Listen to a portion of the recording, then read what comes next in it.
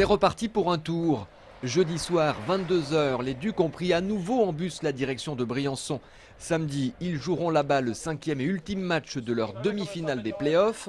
Pour le coup, ils ont choisi de se laisser un jour plein avant la rencontre. La semaine dernière, je disais que l'altitude pesait au bout du 2e, 3e jour. Là, il se trouve que 2 jours après, on sera parti de Briançon. Donc on part un jour avant. Et puis il faut savoir aussi qu'en période de play-off, les gars aiment bien se retrouver ensemble, créer un petit cocon, créer une petite bulle. Donc c'est pour ça qu'on part la veille, mettre aussi toutes les chances de notre côté.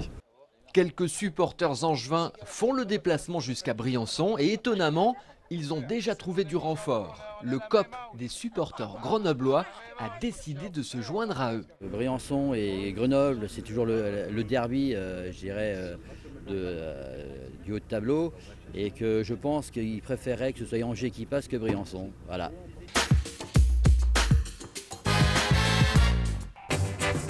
L'enjeu, c'est maintenant une place en finale. Ça serait la grosse surprise du championnat.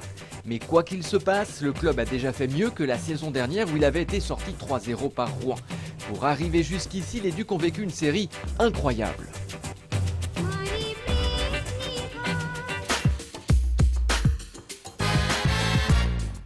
Le 4e match restera d'ailleurs comme le match référence. Mercredi soir, sur leur glace, les Ducs ont réalisé l'exploit d'égaliser à 2 matchs partout. On pensait que Briançon hausserait le ton après leur défaite de la veille, eh bien non. Les Ducs l'emportent 5-1. Presque une surprise, mais surtout une correction pour les joueurs de Luciano Basile. C'est certainement la première fois parce qu'ils avaient lâché que 3 points dans la saison régulière. Donc ils n'ont déjà pas perdu 2 fois dans la saison régulière.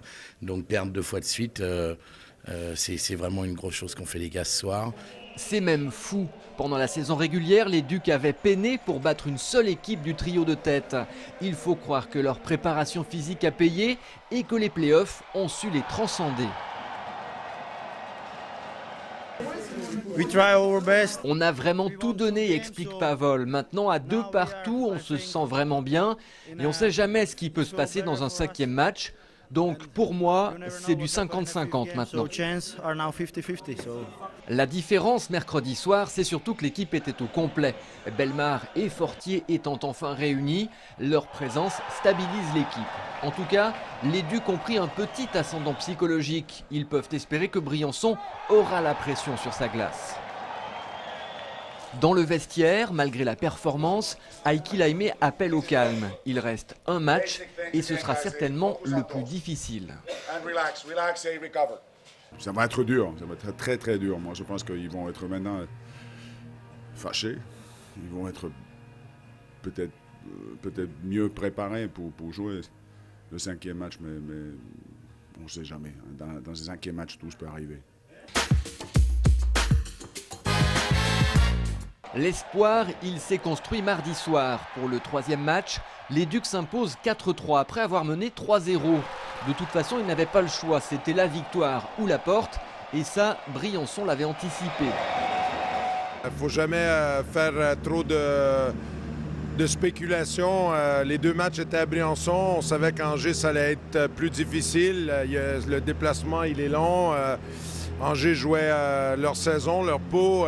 On savait que ça allait être difficile. Et puis les Ducs avaient un avantage, ils retrouvaient leur patinoire plus petite que celle de Briançon. On vient à la maison. Avec la petite classe, on pouvait plus jouer avec les points forts que nous on a. Et puis on était plus solide, un peu plus fraîche que l'autre fois à Briançon.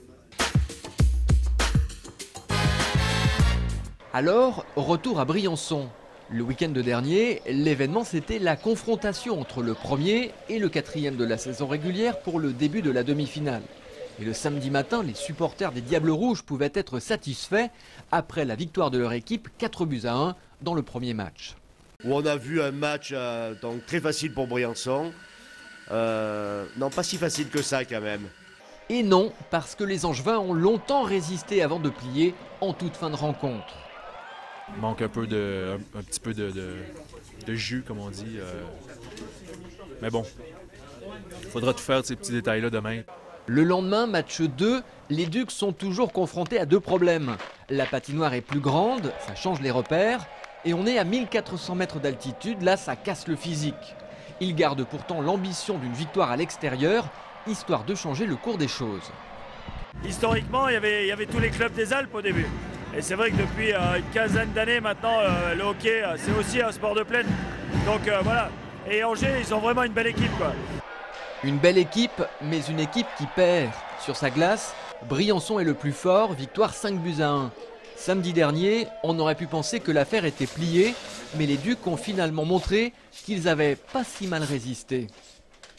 Si tu veux vraiment gagner des matchs de hockey, il faut vraiment que tu sois prêt à te faire mal. Message entendu, les Ducs ont prouvé par la suite qu'ils avaient du caractère.